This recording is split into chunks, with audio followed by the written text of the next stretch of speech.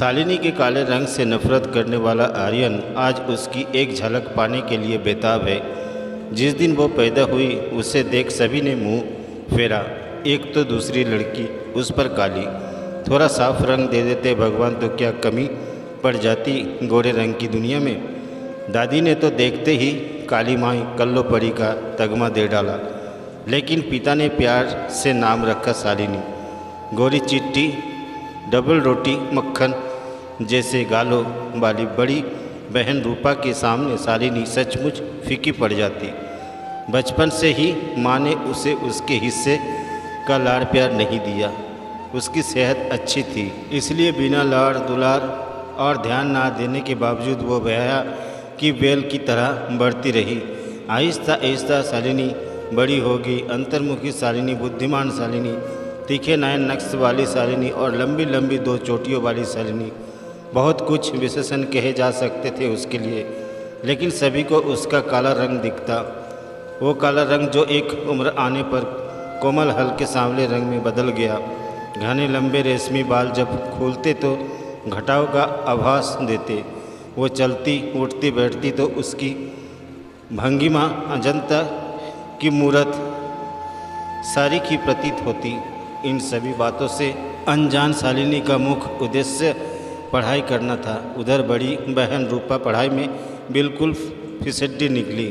Second division में inter करने के बाद उसने किताबें एक किनारे धरी और घोषणा कर दी, अब आगे मुझसे पढ़ाई ना हो सकेगी। उसके रूप के कारण पिताजी को उसके लिए योग्य घर बर ढूंढने में परेशानी नहीं हुई और उसकी शादी हो गई।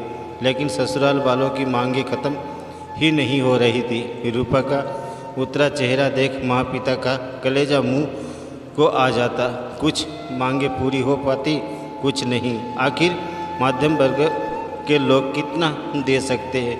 फिर एक दिन रूपा ने आत्महत्या कर ली। ये एक ऐसी दुखद घटना थी जिसने पूरे परिवार को हिलाकर रख दिया। मृत्यु शैया पर अंतिम संदेश तक नहीं मिला। उसने किसी पर कोई आरोप नहीं लगाया। दुखी पिता ने तब शालिनी पर ही अपना ध्यान केंद्रित किया। बीटेक कंप्यूटर साइंस में काफ़ी अच्छे नंबर आए थे शालिनी के। मुंबई के जिस कॉलेज से एमटेक करने का सपना था उसका वो पूरा हुआ। उसे दाखिला मिला। पिता ने अपनी जमा पूंजी शालिनी के लिए खर्च कर दी। उन्हें अपनी बेटी पर गर्व था। बेटी का वादा था कि अपने पिता से कि वो उनके सपनों को पूरा करेगी, उनकी आशाओं को टूटने नहीं देगी। शालिनी को पूरी उम्मीद थी कि उसे स्कॉलरशिप मिल जाएगी, लेकिन समय से तो मुंबई में रहने की थी। सरल हृदय पिता ने शालिनी के रहने की व्यवस्था उसके चाचा के घर कर दी, बड़ी उम्मीदों के साथ। लेकिन शालिनी के आते ही चाची का मुंह बन गया। वो उनके घर में अवंचित थी। उसे चाची की उपेक्षा बर्दाश्त करनी ही थी, ये वो मान चुकी थी। शालिनी ने सेशन शुरू होने के कुछ दिन बाद ही कॉलेज ज्वाइन किया। कॉलेज का पहला दिन दो लंबी चोटियों के साथ लेगिंग्स कुर्ती पहने शालिनी ने जब क्लासरूम में प्रवेश किया तो आर्यन ने होठों को गोल करके सीटी बजाई। ये झुमरी तलैया का नमूना इधर मुंबई के कॉलेज में कैसे? उसकी बात पर क्लास में ठहाका गूंज गया। वो अमीर पिता का टैलेंटेड बेटा था। नए स्टूडेंट पर कमेंट करना उसकी आदत थी।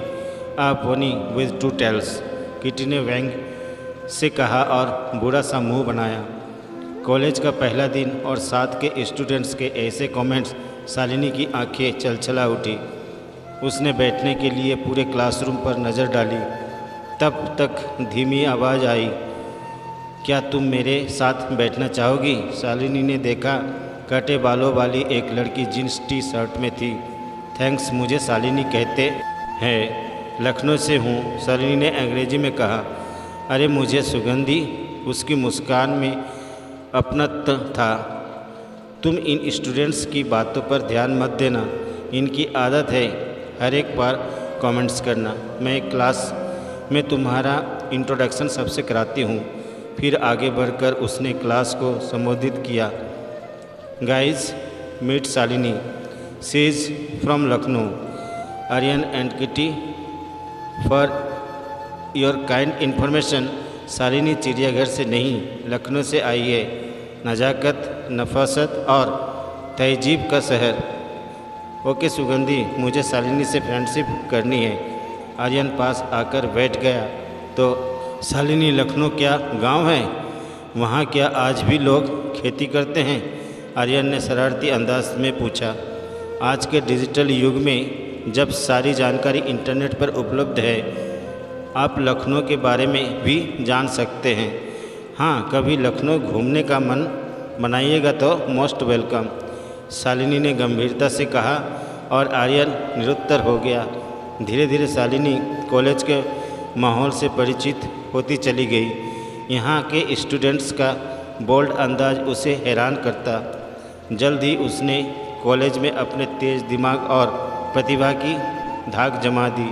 सुगंध से उसकी अच्छी दोस्ती हो गई थी, लेकिन घर में वो चाची के व्यवहार से आहत होती थी। अपने घर से आया हुआ पैसा वो बहुत सोच समझकर खर्च करती, क्योंकि उसे पता था कि उसके रिटायर पिता के पास सीमित पूंजी है। जल्दी मुंबई में मानसून आ गया। मुंबई की बारिश सच में रुला देने वाली होती है। चाची के घर से कॉलेज दूर था। ऐसे में आने जाने में शालिनी को काफ़ी समस्या होने लगी थी। शालिनी बहुत ही शांत रहा करती थी, कभी कभी उदास, खोई खोई। दरअसल उसे परिस्थितियों ने उम्र से पहले ही गंभीर बना दिया था। उसके क्लासमेट हैरान रह जाते कि शालिनी इतनी शांत और चुप कैसे रह पाती है। सुगंधी ने उसे कई बार रेनकोट और गमबूट्स खरीदने की सलाह दी, लेकिन शालिनी हर बार टाल जाती। तेज़ बारिश में उसकी 2 छतरियाँ टूट चुकी थी। बारिश के हिसाब से जूते ना होने के कारण उसे अपनी सैंडल को 2-3 बार मोची से जुर्माना पड़ा था। एक छतरी कॉलेज में तेज हवाओं और बारिश के कारण उलट गई और सीधी करने पर टेढ़ी मेढ़ी हो गई। एक दिन शालिनी कॉलेज में ही फिसल कर गिर पड़ी। आर्यन सामने था। कैंपस के पानी में जब शालिनी गिरी तो कुछ स्टूडेंट्स उसे उठाने आगे बढ़ाए, लेकिन आर्यन हंसता रहा। शालिनी थैंक्स कहते हुए उठ खड़ी हुई। आर्यन कहने से चूका नहीं, कहो तो मैं कुछ उधार दे दूं ताकि रेनकोट और बूट्स खरीद लो। चुकाती रहना बाद में, ना भी दे सको तो क्या फ़र्क पड़ता है। वो धनवान पिता का अकेला बेटा था, इसलिए अपने पैसे का रौब दिखा रहा था। शालिनी की आंखें जल उठी। मुझे भीख नहीं लेनी किसी से। 100 बार गिरकर उठ जाऊंगी, लेकिन किसी की दया, किसी की भीख। सबने पहली बार शालिनी का गुस्सा देखा था। आर्यन खिसिया गया।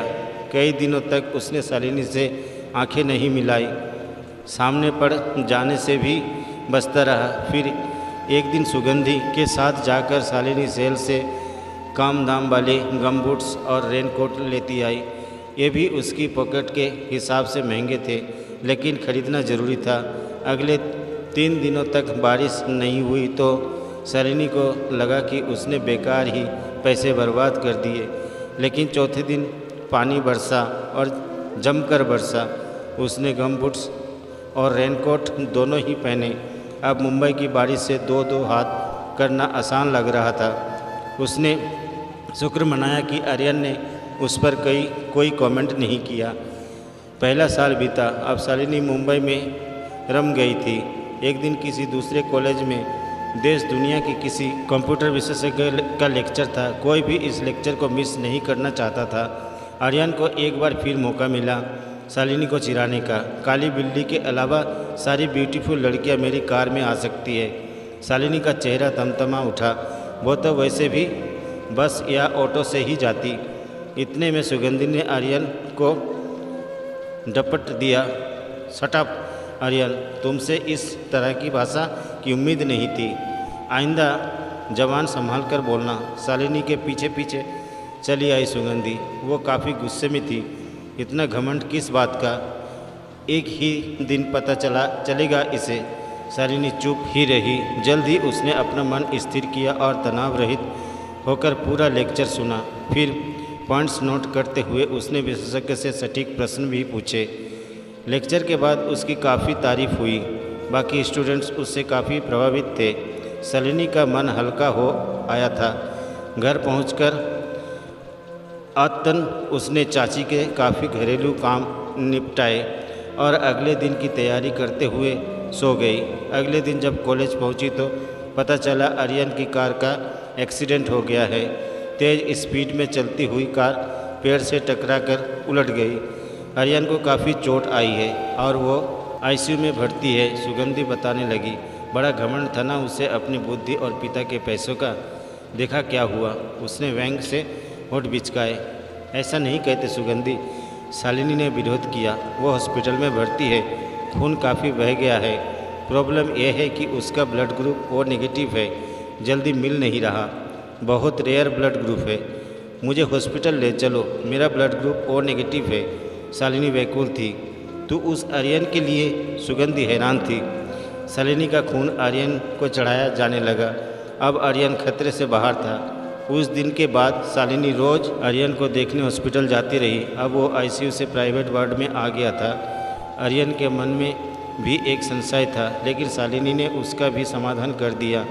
ये कोई बड़ी बात नहीं, इंसानियत के नाते मैंने अपना फ़र्ज निभाया है। बस अब तुम जल्दी से ठीक हो जाओ, तुम्हारी शरारतें हम सभी मिस कर रहे हैं।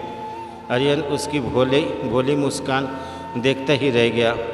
उसके मन में कुछ पिघलाने लगा। पूरे 15 दिनों के बाद जब आर्यन ने कॉलेज ज्वाइन किया तो सब ने तालियों से उसका जोरदार स्वागत किया, लेकिन आर्यन की आंखें किसी को ढूंढ रही थी। शालिनी कहाँ है? उसने पूछा। उसकी माँ बीमार है, उसे अचानक लखनऊ जाना पड़ा, सुगंधी ने बताया। आर्यन का चेहरा उतर गया। मैंने उस मासूम भोली लड़की का कितना मन दुखाया, इसका एहसास मुझे हो चुका है। शालिनी ने मुझे जीवन दान दिया है। सुगंधी, उसका मोबाइल नंबर मुझे दोगी प्लीज़? आर्यन ने सबके सामने ही शालिनी से बात की। माँ कैसी है? शालिनी, माइल्ड हार्ट अटैक आया था माँ को, अभी हॉस्पिटल में ही है, कुछ कहा नहीं जा सकता। शालिनी ने कहा।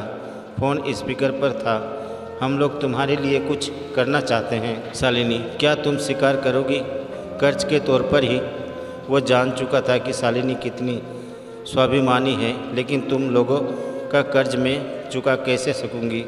शालिनी, कर्ज मेरा नहीं तुम्हारा है मुझ पर, जो मेरी नसों में बह रहा है। आर्यन भावुक था। पता नहीं क्या कहूँ, माँ को स्वस्थ होने में अभी समय लगेगा। आखिरी सेमेस्टर दे भी पाऊंगी या नहीं, समझ नहीं आता। शालिनी रुआसी थी। शालिनी, परेशान मत हो, तुम जैसी लड़की का तो भगवान भी साथ देता है। फिर मेरे लिए? आर्यन अटक गया। हम सबके लिए तुमको जल्दी वापस आना ही होगा। सभी आर्यन का बदला हुआ रूप देखकर हैरान थे। उसके इस हृदय परिवर्तन में शालिनी का कितना बड़ा योगदान था, इसे सब समझ रहे थे। ईश्वर की कृपा और सहपाठियों के सहयोग से शालिनी की माँ जल्दी ठीक होकर घर आ गई। खतरा कम हुआ था, लेकिन टला नहीं था। शालिनी लौट आई, परीक्षाएं हो गई और रिजल्ट आने पर पता चला कि शालिनी ने टॉप किया है। उसे हर तरफ से बधाइयाँ मिल रही थी। इसी बीच सुगंधी ने अप्रत्याशित रूप से उसके कान में पूछ लिया, क्या तुम आर्यन को पसंद करती हो शालिनी? शालिनी का चेहरा गुलाबी हो उठा। पिछले कुछ दिनों में उसने महसूस किया था कि आर्यन का साथ भले ही हॉस्पिटल में रहा हो, उसे अच्छा लगने लगा था, लेकिन ये बात उसने अपने मन में ही दबा रखी थी। आकाश कुसुम को पाने की कामना से क्या लाभ, मगर नियति ने तो कुछ और ही सोच रखा था। आर्यन उसके करीब आ गया था। उसके हाथों में लाल गुलाबों का गुलदस्ता था। मैं तुमसे कुछ कहना चाहता हूँ सालू। शालिनी ने उसे हैरानी से देखा। मेरी पिछली गलतियों को हो सके तो माफ़ कर देना, वैसे मैं इतना बुरा भी नहीं हूँ। वो मुस्कुरा रहा था। क्या तुम मुझे इस योग्य समझती हो कि हम ताउम्र साथ चले? आर्यन के इस प्रस्ताव से शालिनी एकाएक घबरा सी गई। मैं तुम्हारी हाँ के लिए पूरी उम्र इंतज़ार कर सकता हूँ। आर्यन ने अपने एक हाथ से शालिनी का हाथ थाम लिया। हाँ कर दे शालिनी, तेरी आंखें जो कह रही है उसे मुंह से बोल देने में कोई बुराई नहीं है। सुगंधी ने छेड़ा। आर्यन के हाथों से गुलदस्ता लेती हुई शालिनी की शर्मीली छवि सभी ने अपने अपने मोबाइल कैमरों में कैद कर ली। एक सुंदर भविष्य बाहें फैलाए उन दोनों की प्रतीक्षा कर रहा था। दोस्तों, ये कहानी कैसी लगी कमेंट करके ज़रूर बताइएगा, और चैनल में नए हैं तो चैनल को सब्सक्राइब करके बेल आइकन को दबा लीजिएगा ताकि अगली कहानी मैं आप तक जल्द से जल्द पहुंचा सकूं। धन्यवाद।